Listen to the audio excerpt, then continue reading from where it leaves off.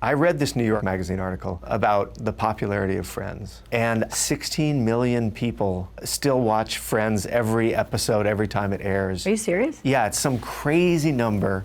I mean, have you noticed that there's still this massive recognition of the show? I do notice that people still love it. Like Coco's age, my daughter's 13 or almost 13, they love it. Do you put a lot of stock into chemistry and the accident of that show? Absolutely.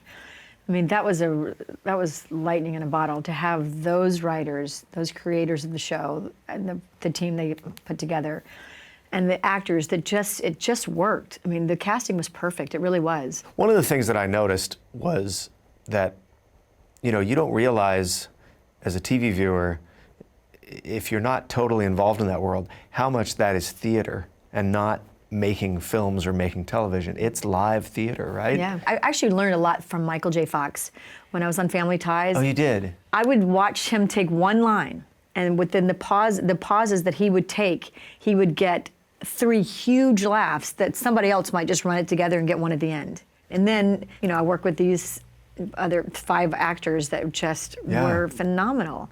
On Friends, we didn't ever sweeten the laughter. It was always, we would sometimes have to cut it out because it would be so long. And what do you do when you're on stage and there's this big chunk of laughter? You try not to laugh?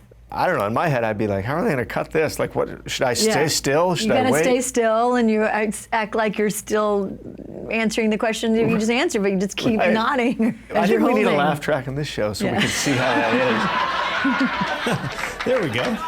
I remember when I did this scene with Matthew where we were in London and we came out of the covers for the first time. Right. And that was like the big reveal that we were together, or we got caught.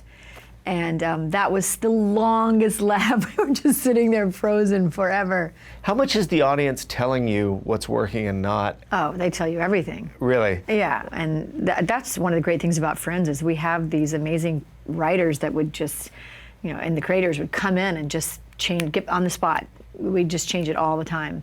Our tapings would go really long because because it wasn't just, okay, here's our script, we'll shoot it and go.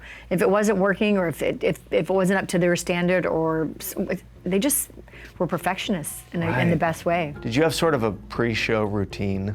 We did. I mean, it was like a ritual where we would get in a huddle and kind of wish each other well. And so it really was theater. Oh yeah, it was theater.